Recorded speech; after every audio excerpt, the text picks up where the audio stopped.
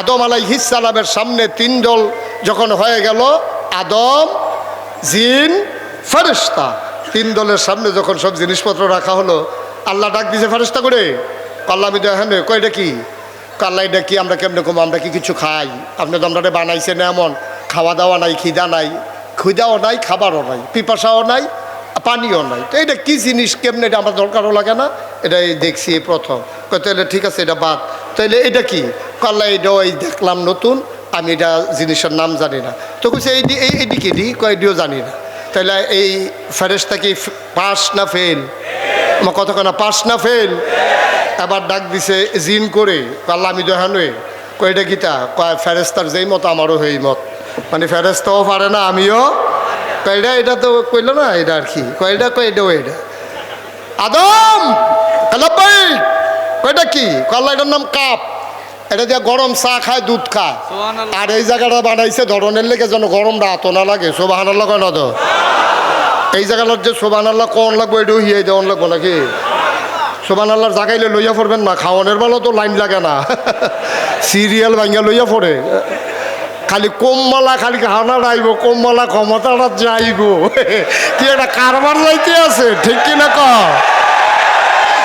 অহন দিয়ে আমার কথা কইতেন স্যার না, সুবহানাল্লাহ কইবেন, সুবহানাল্লাহ, যার যার সুবহানাল্লাহ কইবেন, আমার লেগে বইয়ে থাকেন কীর্তেন আপনারা। তো এই আদমে এটা ফার্সেনি কইতো, আবার জিজ্ঞেসে এটা কি? আল্লাহ অহনার জাফত গামছাও না, আগে তো বাসের মধ্যে গামছা বান্ধা দিয়া রাখতো, সকলে খাইয়া হাত পুচ্ছা যাইতো, যাইতে লাস্টে মুছতো, হাতার গুসলের কাম লাগতো, সকলে যা মুছছে হাতে এটি লাগাইয়া বাইত গেছে গিয়ে গুসল ফুড়া। অহনার এইটা নাই, অহন হইলো আপনার টিস্যু, মুচ্ছা দিয়ে হালাই দিয়া বাজ যাইব গা। কয় এটার নাম কি? আল্লাহ এটার নাম মাইক, এহেন দিয়া কয় আসতে, হেন দিয়া বার হয় জোরে। এখন আমরা আব্বাই কি ফেল না পাস, টান্না টুন্না না গোল্ডেন এ প্লাস? এরপরে না আব্বাই কইছে, আল্লাহ ডাক দিয়ে আদম রে, ও আদম, এই ছেলে তে মনে করছো অন্য হুজুর, সিফা দিয়া বইয়া তো উঠে, খালি আগে ধরতাম পারছি না, কেমনে তোরা বাইক যাত চাইলাম বল, দেখলাম না বেশি বাইরে আগে সৎকা, তোরা বইয়া থাক সিফা দিয়া। আমিন ক। আমার আল্লাহ ডাক দেয়া কয়, আদম তোমারে আমি একটা সার্টিফিকেট দিতে চাই। আদম কয়, সার্টিফিকেটের আশায় পরীক্ষা দেই নাই। কেন পরীক্ষা দিলাম? আল্লাহ তুমি বলেছ এই জন্য পরীক্ষা দিয়েছি, সার্টিফিকেটের আশায় না। আল্লাহ কয় আমি যদি দিতে চাই? আদম কয় আপত্তি নাই। এবার আল্লাহ ডেকে বললেন, আদম, ও আদম তোমার পরিচয় হলো তুমি আশরাফুল মাখলুকাত, তুমি সৃষ্টির সেরা। বলেন সুবহানাল্লাহ। তাহলে আমরা তো সৃষ্টি, সেই আদমের সন্তান, আমরা সেই আদমের সন্তান না? আমরা আমার কথা কেন, সে আদমের সন্তান না? তো বাপটা তো আসিল বেড়া যাইতা, বাঘের ঘর হইছি আমরা সব হিয়ালের চা, ঠিক কিনা ক? নাহলে সেদিন কুত্তায় খেক্ষণ দিছে তো ফাল দিকে পানি ছুটে গেছে গাতে, নানান টান খাইও শৈল জুড়িব বালা, ডাইল খায় বইয়া বইয়া, ইয়াব্বা খায়, ইয়াব্বা হ্যাঁ, আঞ্জা দিয়া গাঞ্জা খায় অসুবিধার দল, ঠিক কিনা ক? সব বাদ। আজকে আড়াইবাড়ি মাহফিল থেকে দীপ্ত শপথ নিতে হবে, হারাম ছাড়ব না, আর হারাম ধরব না, হালাল ছাড়ব না, গোনা যারে কয় করব না, সওয়াব যারে কয় ছাড়ব না, ঠিক কিনা ক? কথা যেটা মনে পড়ছে এটা কি কইলে তা কইলে? আমার মাহফিল আছিল চান্দিনা, কিন্দিনা চান্দিনা মাহফিল, এমপি সব বইয়ের যে হেবরা মারা গেছে, আল্লাহ মাফ করুক। আমি কইলাম যে হৌ আপনি, উনি আমার ইয়ে কইল যে হুজুর আমার জরুরি মিটিং আছে বাংলা রাষ্ট্রীয়, আপনি হুজুর আমার 10টা মিনিটের লেগে সময় দিয়ে দিলে আমি হুজুর কথাটা কইয়া যাইতাম গা, আপনার যেহেতু মাইক দিয়া লাইছে বেয়াদবি হয়। আমি কই অসুবিধা নাই, আপনি 10 মিনিট কইবেন, আবার আমার 10 মিনিট শুইনা যাইবেন, কারণ আপনি এক সাইডটা আমার হোনাইয়া যাইবেন গাই আসার বাদ দিয়া আমিও 10 মিনিট হোনাই দেন। কয়েছে হুজুর আমি রাজি, তো এই চুক্তি হইলে করেন। তো চুক্তি ডিড হয়েছে 10 মিনিট হেবেড়ায়, 10 মিনিট আমি, এরপর আমার বেস্তিটা হয়, বেস্তি করাম। 10 মিনিট হেবেড়ায় কইলে আপনারা সবাই নামাজ পড়বেন, আপনারা সবাই রোজা রাখবেন, আপনারা হুজুরে যে ওয়াজ করে মান্যা চলবেন, তো এবার আর 10 মিনিট শেষ হয়েছে পরে আমারে মাইক দিছে, তো এবার তো বইয়া থাকবো আইন হয়েছে, তো এটা চুক্তি হয়েছে, মাইকে চুক্তি হয়েছে, যাই কো। তখন আমি কইলাম যে এই যে এমপি সাহেবে কইলো নামাজ পড়বেন, অনেক সুন্দর কথা কইছে, রোজা রাখবেন। তো এবার ও ওয়াজ করে, নাগাই শরীফ সাহেবে ওয়াজ করে, তো হগলে খালি ওয়াজ করবো, তো আইন করবো কারা? আইনটা করবো কারা? আমি ওয়াজ করলাম, আপনারা সবাই নামাজ পড়বেন, তো এমপি সাহেবে ওয়াজ করে আইন সবাই নামাজ পড়বেন। তো এমপি সাহেবে একটা বিল আনুক না বাংলাদেশও, 330 জন মেম্বার অফ পার্লামেন্ট কণ্ঠভোটে পাশ হয়ে যাক, শতকরা 92 জন লোক মুসলমানের দেশে আর বেনামাজি থাকবে না। যে যেমন ইচ্ছা নামাজের আজান পড়লে সবাই দোকানপাট অফিস আদালত বন্ধ করে সবাই নামাজে চলে যাবে। আপনারা এই আইনটা করে দেন। আর আমরা যারা আলেম ওলামা আছি বাস্তবায়ন করার জন্যে প্রয়োজনে মানুষের পায়ে ধরবো, প্রয়োজনে মানুষের ঘরে ঘরে গিয়ে বুঝাবো, বাস্তবায়নের দায়িত্ব আমাদেরকে দিয়ে দেন, আপনারা শুধু আইনটা করে দেন। এমপি সব মাথা নোয়াই লইছে, আমি কি তো ওয়াজ কি উফরে পড়তে আছে, দইটা বইয়েন। সবাই শুধু আইন করতে চায়, আর কি করে ওয়াজ করতে চায়? ওয়াজ করতে সুবিধা তো, ওয়াজ করতে তো সুবিধা, ওয়াজ করলে তো আর কোনো সমস্যা না, আইন করতে সমস্যা। বাংলাদেশে ওয়াজ করা সহজ, মন্ত্রী ওয়াজ করে, এমপি ওয়াজ করে, হুজুররা তো ওয়াজ করে, যে পারে নাতে ও করে, ঠিক কিনা কন? সব হলো ওয়াজের কারবার। আমি বলে দিয়েছি তোমরা যে ওয়াজ করো, সবাই মিল্লা ওয়াজ করলে আইন করবে কে? এবার আমার এমপি সাহেব কি কইছে জানে? ওই যে কইলাম থামাই দিছে, এমপি সাহেব আমারে কই হুজুর মাইকটা এত আছে যা কন, এটাই তো সুন্দর লাগে, আপনি যেই কথাটা কইলেন যে এই একটা আইন করে দিলে নামাজ কায়েম করে নেবেন, এটা কি এত সোজা? বাংলাদেশও থানা মনে করেন কসবা থানাত পুলিশ আছে কয়জন? 60 জন। আচ্ছা ধরেন 5 জন বাড়াই ধরেন, 65 ধরেন। তাহলে বাংলাদেশ এই কসবা উপজেলায় গ্রাম আছে কয়টা? 192টা। তাহলে একজন পুলিশ রে প্রতি গ্রামে কুদুর কুদুর দিলে মোটামুটি 1/3 ভাগ করণ লাগে, এখানে 4 ভাগ মোটামুটি করলে তাহলে 1 ভাগ করে গ্রামে গ্রামে ফাঁসান যাব পুলিশ। হ্যাঁ আমার কইতাছে হুজুর পুরা থানায় পুলিশ আছে কয়টা আর গ্রাম আছে কয়টা? আপনি কি হিসাব মিলিয়ে কথা কইছেন? তো নামাজ আমরা কায়েম করাম কেমনে? আইন করলেই কি কায়েম করন যাব? আমি বললাম যেই বাংলাদেশে আইন করে পলিথিন বন্ধ করা যায়, যেই বাংলাদেশে আইন করে বাল্য বিবাহ বন্ধ করা যায়, কখনো কোন কলামুড়ার সিফাত খের কুইডার তলে, কখনো কোন সনের ঘরের ভিতরে বাইয়ার বিয়ে হয়েছে, গরিব মানুষের রিক্সাওয়ালা বিয়া দিয়া লাইছে, হ্যাঁ আপনার পুলিশ গিয়ে ধরে লায় বিয়ার বাইর জায়গা আটকাই দেয়। আর এই নামাজ কায়েম করা এত কঠিন, কসবা কদমতলির মুড়ো জমার টাইমে যদি 2টা পুলিশ খেরুই থাকে, আর যখন হুন্ডা চালাইয়া যাইতে লইছিল জমার টাইমে আস্তে করে দাঁড় করাইয়া কইছে কয়টা বাজে? কয় 1:30। কয় জামাত হয় কয়টায়? জমার জামাত কয় 1:30। তো তোমরা হেন দিয়ে এমনি আটতে আসো করবার কি? এই হ্যান্ডকাফ লাগা, হ্যান্ডকাফ লাগা 2টারে। এখন পুলিশে যখন 2টারে হ্যান্ডকাফ লাগাইছে, তখন হ্যান্ডকাফ লাগাইয়া কদমতলির মুড়ে তো তারা হতাই রাখছে। তখন যে যাইতে যে কি তারে কয় নামাজ পড়ছি না দেখিয়া। এখন যেবাড়া আরেকবার বাড়ি আসছিল আপনার সয়দাবাদ, হ্যাঁ হেনটা যাইতে লইছিল, দেখছে 2টারে হতাই রাখছে। হ্যাঁ ফোন দেওয়া কয় ফুট করে কাব্বা আমি তো দহন আর কয় বসি তো না 2টা ইতি আছে বান্ধা বান্ধা কাব্বা ওজনে তো কৌজুলক তোলা বিচুল 2টারে যদি হতাই লাইতে পারো কদমতলির মূল পুরা কসবা উপজেলায় বেনামাজি থাকবে না, ঠিক কিনা বলো? গ্রামে গ্রামে পুলিশ যাওন লাগে না, কারবার গড়াইলেও যায় এক জায়গাতে, ঠিক কিনা কও?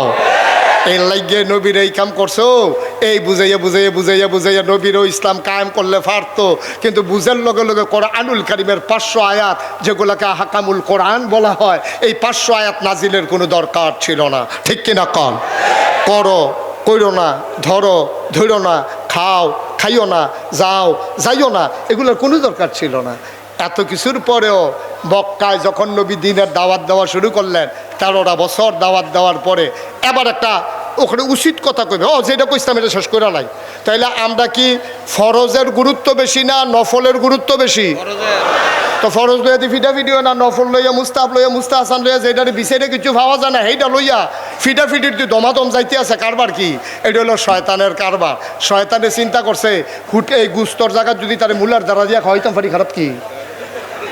তেফানা গুস্ত খাওয়াই দিছে মুলার দ্বারা দিয়ে হুটকি দিয়া, তো শয়তানি জিতছে, আমরা ঠকছি।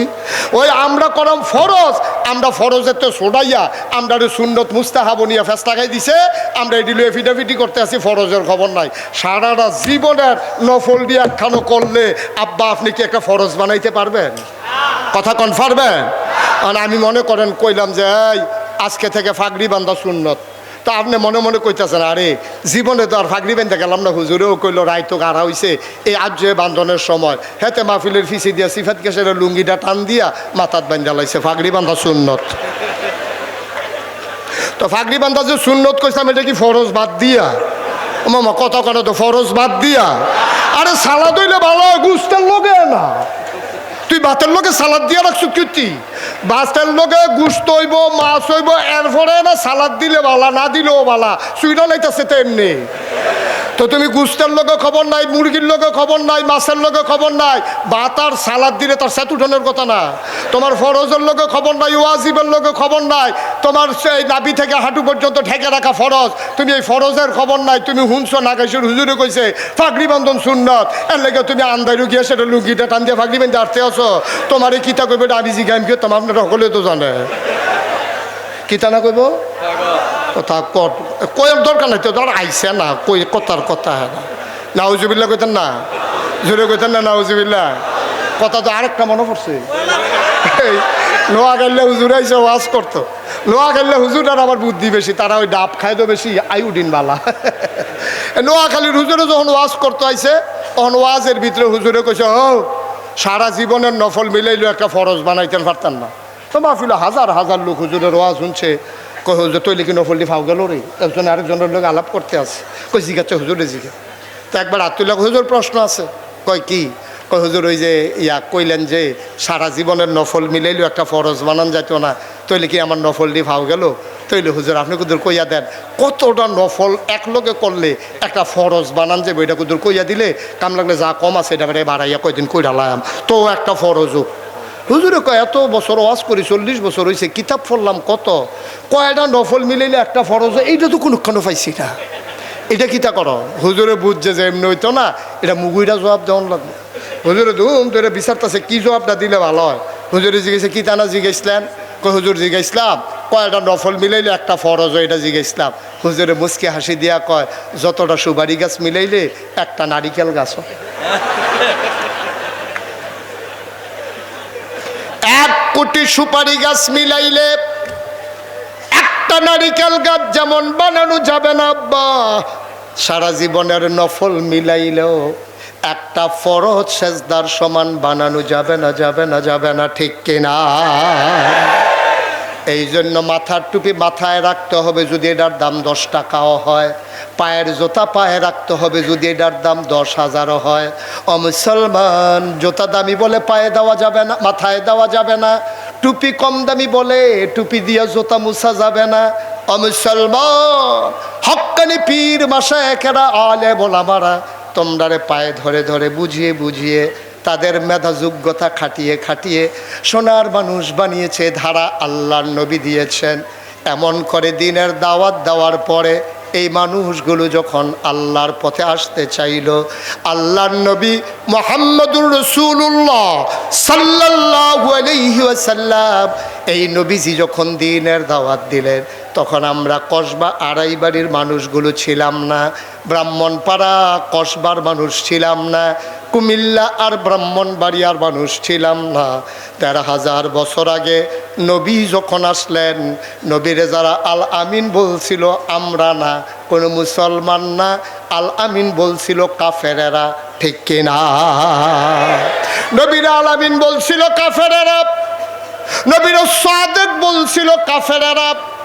আল্লাহ তাবারক ওয়া তাআলা এই নবীর তো মর্যাদা বাড়িয়ে দিলেন, কাফের দিয়া তাদের প্রশংসা করালেন, নবীর প্রশংসা করালেন। কিন্তু এই নবী কি আর মক্কায় থাকতে পারলেন? এত সোনার মানুষ, এত নির্মল চরিত্র, এত কোমল হাসি, এত সুন্দর চেহারা, তারপরও নবী থাকতে পারলেন না মক্কায়। জন্ম তার মক্কায়, শৈশব মক্কায়, তারুণ্য মক্কায়, যৌবন মক্কায়, কৈশোর মক্কায়, ওই বিবাহ করলেন মক্কায়, নিজের বাড়ি মক্কায়, শ্বশুর বাড়ি মক্কায়, মেয়ে বিয়ে দিলেন মক্কায়, তিনি থাকতে পারলেন না মক্কায়, চলে যাওয়া লাগলো মদিনায়। কেন নবী চলে যাওয়া লাগলো মদিনায়? ও মুসলমান, দারুন নাদওয়ায় সিদ্ধান্ত হয়ে গেল নবীরে আর রাখা হবে না, নবীরে মেরে ফেলা হবে। আল্লাহ জানেন নাকি জানেন না? নবীর ব্যাপারে কাফেরারা যে সিদ্ধান্ত নিয়েছে, আল্লাহ জানেন নাকি জানেন না? আমার কথা কারা জানেন নাকি জানেন না? আল্লাহ ডাইকা পাঠাইলেন, জিবরাইল যাও।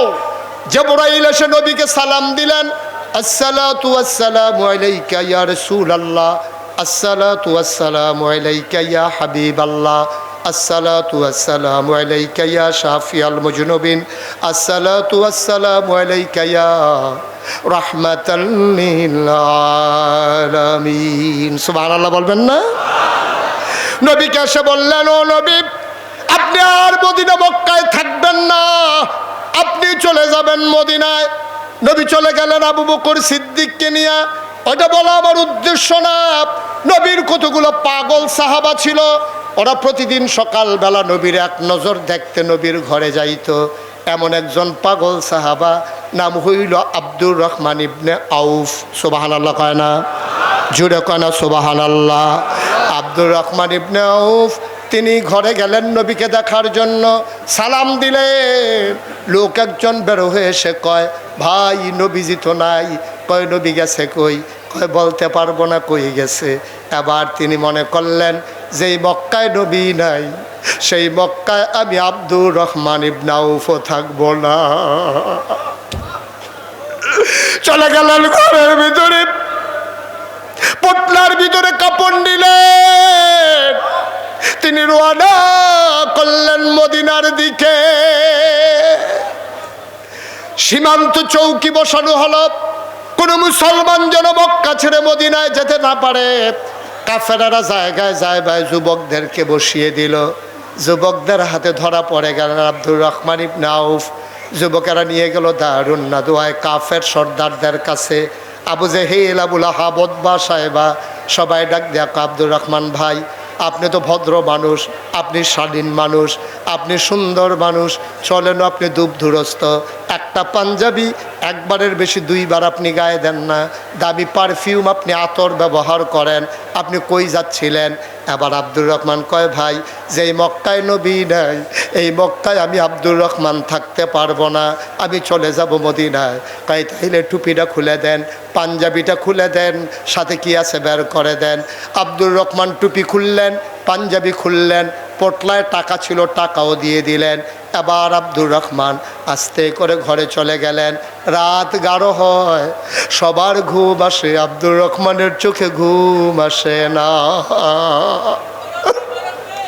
আমার নবী নাই, এই মক্কায় আমি থাকতে পারবো না। আব্দুর রহমান ঘুমাইতে পারেন না। শেষ রাত হয়ে গেল, পাখিগুলো পন্ডিরে ঘুমিয়ে পড়ল, গরুগুলো গোয়াল ঘরে, বাওয়ারিশ কুকুরগুলো নিরাপদ আশ্রয়ে। আব্দুর রহমানের চোখে ঘুম নাই। প্রিয়তম স্বামী প্রিয়তমা স্ত্রীকে নিয়ে ঘুমিয়ে পড়েছে। ছোট্ট শিশু মায়ের বুকে মুখ রেখে ঘুমায়। আব্দুর রহমানের চোখে ঘুম নাই। তিনি ছেঁড়া একটা লুঙ্গি পরে রওনা করলেন মদিনার উদ্দেশ্যে। যুবকেরা ইতিমধ্যে ঘুমিয়ে পড়েছে। আব্দুর রহমান সীমান্ত বেল্ট পার হয়ে গেলেন, ক্রস করলেন মক্কার সীমানা। রাত যতই বাড়ে আব্দুর রহমান শুধু হাঁটেন, দিনের বেলা গুহার ভিতরে লুকিয়ে থাকেন। একদিন শেষ রাতে তিনি একেবারে অনেক দূর পৌঁছে গিয়ে খেজুর বাগানের ভিতরে লুকিয়ে পড়লেন। হঠাৎ করে কান পেতে শুনলেন মসজিদের মিনার থেকে ঘোষণা আসে, আসসালাতু খায়রুম মিনান নাওম। আব্দুর রহমান বুঝে ফেলছে যে আমি বোধহয় মদিনার কাছাকাছি চলে আসছি। আবার আব্দুর রহমান ঠান্ডা পানি দিয়ে ওযু করে মসজিদের ভিতরে ঢুকলেন। নবীজি আসলেন, আকামত হয়ে গেল, জামাত শেষ হলো, আল্লাহর নবী ঘুরে বসলেন। এটা ওনার নিত্য নৈমিত্তিক অভ্যাস ছিল যে কার কি সমস্যা জানার জন্য নবীজি ঘুরে বসে বললেন, কারো সমস্যা? বলছে যে না ইয়া রাসূলুল্লাহ, আমরা ভালো আছি আলহামদুলিল্লাহ। ওই কোনায় একটা মানুষ বসেছে, ওকে। আমার তো মক্কায় এমন একজন সাহাবা ছিল, তার নাম ছিল আব্দুর রহমান। সে বড় পাগল ছিল, ডেইলি একবার করে আমার সাথে দেখা করতে এসে সেই মানুষটা তার মতোই, এই মানুষটাকে দাঁড়াও দেখি। এখন আব্দুর রহমান আস্তে করে দাঁড়াইলেন, ডাক দেয়া কয়, নবী গো, এই মানুষটা আব্দুর রহমানের মতো না, এইটাই আপনার আব্দুর রহমান। এটাই আপনার আব্দুর রহমান। ও আব্দুর রহমান, তুই বেশি 2 বার গায়ে দেশ নাই, তোর গায়ে আজকে পাঞ্জাবি নাই, বুকের পাঁজর গুলো গোলা যায়, পেট পিঠ একসাথে লেগে আছে, চোখগুলো গড়তে চলে গেছে, গালের হাড্ডি বের হয়ে গেছে, তোর দাড়িগুলো উস্কো খুস্কো, চুলগুলো তোর এলোমেলো ধোলা মাখা। ও আব্দুর রহমান, এই অবস্থা তোর কে করলো? আমার বুকের আব্দুর রহমান। আল্লাহর নবী হাত ছড়িয়ে দাঁড়ালেন, আব্দুর রহমান ইবনে আউফ লাফ দিয়া নবীর বুকের মাঝে পড়ে গেলেন, নাক দিয়ে ঘষে ঘষে জান্নাতি গন্ধ নেয়। কবে ধরে নবী দেখি না, নবীর গায়ের জান্নাতি গন্ধ কবে থেকে পাই না, কবে থেকে আমার নবীরে দেখি না। আমার নবী তিনি জড়িয়ে ধরে আছেন শক্ত করে, আল্লাহর নবী ধরে আছেন। আল্লাহর নবীর চোখের পানি দিয়ে আব্দুর রহমানের পিঠ ভিজে যায়, আব্দুর রহমানের চোখের পানি দিয়া নবীর বুক ভিজে যায়। এবার নবী ছেড়ে দিলেন, আব্দুর রহমান আর কান্দিস না, সবর করেই তো এসে গেছস। আব্দুর রহমান কয়, নবী গো, ওরা আমার পাঞ্জাবি টানতে দেয় নাই, ওরা আমার টুপি টানতে দেয় নাই, আমার পাঞ্জাবিটা রেখে দিয়েছে, কাপড় চুপড় রেখে দিয়েছে। আমার অপরাধটা কি? জীবনে কারোর সাথে দুর্ব্যবহার করি নাই, অসৎ আচরণ করি নাই, কারোর সাথে লেনদেন খারাপ করি নাই, অন্যায়টা কি আমার? অনবী, আমার কি অপরাধ? আল্লাহর নবী রেখে কয়, তোর ওই অপরাধ যে অপরাধ আমার অপরাধ, আমিও তো থাকতে পারলাম না মক্কায়, আমার যে অপরাধ তোর তো সেই অপরাধ। অপরাধটা কি? আল্লাহর নবী কয়, ওয়ামা নাকামু মিনহুম ইল্লা আইয়ুমিনু বিল্লাহিল আজিজিল হামিদ। একটাই অপরাধ, আমরা এক আল্লাহর উপরে ঈমান এনেছি, ঠিক কিনা? আড়াই বাড়ির মুসলমান, মনে রাখতে হবে, যে পথ নবীর পথ, যে পথ সাহাবায়ে কেরামের পথ, যেই পথ আমরা নেমে গেছি, এ পথ কখনো কুসুমাস্তীর্ণ ছিল না, এ পথ কণ্টকাকীর্ণ। এ পথে চলতে গেলে পা হবে রক্তে পিচ্ছিল, রাস্তা হবে রক্তে রঞ্জিত। এই পথে চলতে গেলে মামলা হবে, হামলা হবে, জাল জুলুম নির্যাতন হবে, প্রয়োজনে জীবন দেওয়া যাবে, ঈমান দেওয়া যাবে না। রাজি আছো কিনা? হাত তুলে দেখা।